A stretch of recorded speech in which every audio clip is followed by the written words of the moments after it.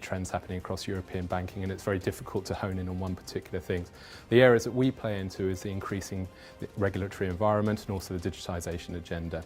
And from a fintech provider like Dealflow, what we're particularly pleased about is seeing how retail banks are looking to fintech providers like ourselves with deep subject matter expertise to help them on that digital agenda. Key trends in banking today, as we see them, are based on openness. As mentioned in our presentation, you're dealing with APIs every day. You have partnerships that you work through to achieve this scaled value for your customers. That trend's only going to continue. The simplification of that is what's most important. We believe the simplification trend and how that works in an open banking way will create the most value for everyone. With CGI, we're right in the middle of so much of the change. And so it's really a great chance again for us to see kind of confirmation of our strategy of focusing on the innovation, on PSD2, on open banking and those pieces, and to have that confirmed really through what we're seeing today. It's also a great chance for us to really showcase some of our thought leadership in the space, which has been a really chance around the partnership and the role that fintech has to play from a consumer standpoint, not just from what bankers think, but what consumers think. Same thing with open banking. What do consumers have to say about that? And it really validates a lot of our approach to go to market, which is to really focus on helping our clients get the strategic part right before they just go and build the tech.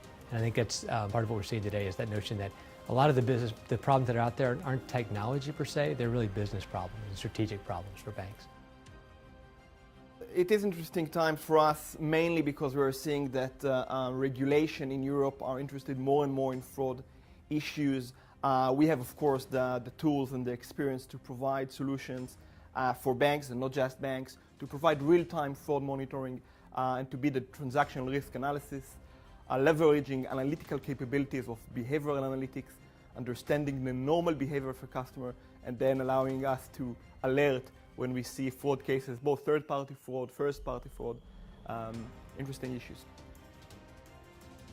Key banking trends today are around open banking. The new regulation is opening a lot of room for the newcomers and the fintechs to operate. That is something where the bank need to adapt on. And one of the things is also that the consumer behavior are changing. So they are expecting more fast services, more convenient services. They are willing to get services that are cool also in a banking world.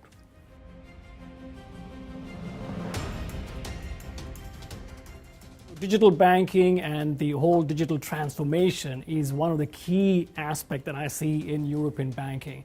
Every bank is thinking digital. Every bank wants to make the investment for the next 2 to 3 to 5 years to turn into a digital bank and to be able to provide all the different services, value-added services to the consumers.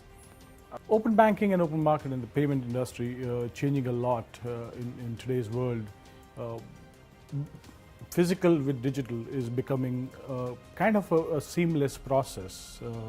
We are working with our partner Nixdorf, for example, where we are bridging the gap between what is called as a physical card-based payments versus digital, more of e-payments, and how those things bridge together. RBI's plans over the next year is, since we see a disaggregation of the value chain, of the data in the market, and our key target and aim and objective is to connect the disconnected, to bring everything together in a nice and cohesive customer experience. Oh, I know that everyone is going to say PSD2 and open banking, because of course that is very important. But looking to in my business, the payment service providers, the trend from Amazon.com, Apple.com is new payments in the industry, as well as open banking and instant payments are for us the big changes and opportunities in the near future. We're finding that customers are more and more demanding with the technology they have in other areas of their life. They are as demanding in the banking area as anywhere else. And what we want to do is really encourage people to give them the experiences that they want, the rewards, the protection, the assistance, and also the seamless technological experience that they can have in any other area of their life.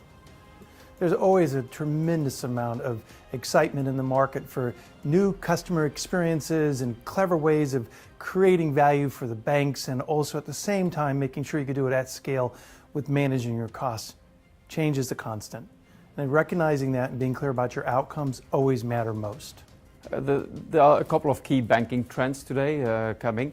The first one is that, and it's not only in banking, but that customers are taking power again, right? Again, institutions and banks have to adapt to this. So they have to make sure that they are working very differently than they were used to work, by which I mean being able to put the customer really at the core of their thinking, right? And using data, but to personalize the experience and the relationship which they have, right? This is really one of the trends. The technology is a second trend, which is really high, and you call it fintech, AI, whatever. All those things are made possible by technology.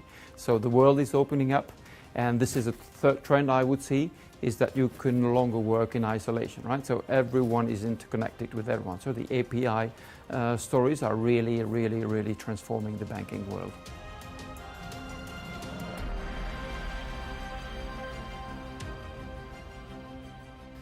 I think what we're seeing in European banking is that our clients are facing a tirade of challenges from their customers who demand more from them, want to be able to transact anytime, anywhere, from the regulators who are really putting pressure on them to keep up with the latest regulations, and also from the technical debt that they typically have built up over many years.